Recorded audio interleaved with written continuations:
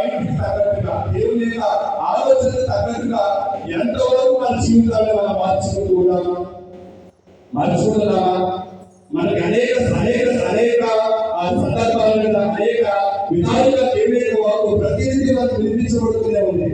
కొంతమంది పౌరులు అంటారు బైబుల్ సిక్కాట, ఎందుకంటే బైబుల్ లావుగా ఉందండి, బైబుల్ ఆర్సీ బైబుల్ లావుగా ఉందంట, అందుకే సిక్కాట బైబుల్ చెప్తారు కదా.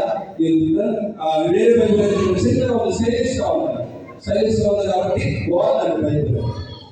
సో మన దేవుడు కూడా మన లావుగా ఉందా సన్నగా ఉందా కాదు. సో మన విశ్వాసానికి అది ఎంతవరకు దోహదపడుతుంది, మన జీవితాన్ని మార్చుకోవడానికి మనకు బైబిల్లో ఉన్నటువంటి మాటలు ఎంతవరకు పుస్తకాలు కాదు మనం చూడాల్సింది, ఇది సైన్స్ కాదు మనం చూడాల్సింది. ఏం చూడాలి?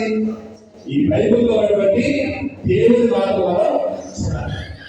దేవుని మాటలు మన జీవితాన్ని మార్చడానికి ఉపయోగపడుతున్నాయని చూడాలి మనం కదా. అనేక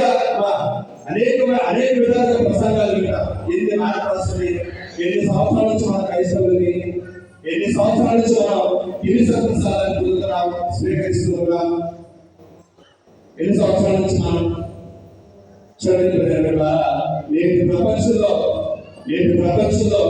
కీర్తనటువంటి మాట, ఇష్టమైనటువంటి మాట, లేకపోతే అసలు పాటించినటువంటి మాట ఏంటంటే ఖచ్చితంగా అసలు దాన్ని చేసేసి దాని గురించి మాట్లాడతాడు.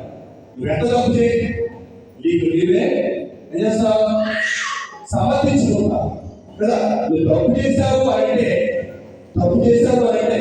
దాన్ని సమర్థించుకోవడానికి మనం ప్రయత్నం చేస్తాం తప్ప నిజమే తప్పు చేశాను అని ఎవరు మనం ఒప్పుకొని దాన్ని విడిచిపెట్టడానికి